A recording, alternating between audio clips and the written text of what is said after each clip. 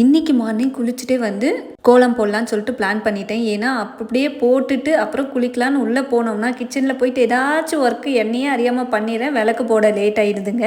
அதனால் இன்றைக்கி குளிச்சுட்டு விளக்கு போட்டு தான் கிச்சனுக்கு போகணுன்னு சொல்லிட்டு பிளான் பண்ணிட்டேன்.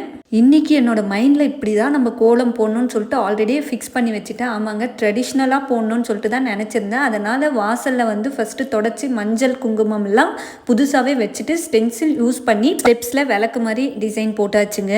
அப்புறம் மணக்கோலம் சொல்லிட்டு சொல்லுவாங்க. ஒரு ஊர் சைடில் ஒரு மாதிரி சொல்லுவாங்க. அந்த மணக்கோலமும் ஸ்டெப்ஸ் ஃபுல்லாக போட்டு விட்டேங்க. அதை பார்க்கும்போது ரொம்ப ட்ரெடிஷ்னலாக இருந்த மாதிரி ஒரு ஃபீல் இருந்தது. நீங்களும் பார்த்துட்டு எப்படி இருக்குன்னு மறக்காமல் கமெண்ட் பண்ணுங்கள். அப்புறம் நிறைய பேர் கமெண்ட் பண்ணியிருந்தீங்க, கேட்டை க்ளோஸ் பண்ணிவிட்டு விளக்கு காட்டக்கூடாது, கேட்டை ஓப்பன் பண்ணி விடுங்க, அப்போ தான் சாமி உள்ளே வரும்னு சொல்லிட்டு. ஸோ அதுக்கேற்ற மாதிரி நான் இன்றைக்கி கேட்டை ஓப்பன் பண்ணி விளக்கு பொருத்தி எல்லாருக்காகவும் ப்ரே பண்ணியாச்சுங்க. நெக்ஸ்ட் வீடியோவில் பார்க்கலாம். பாய்.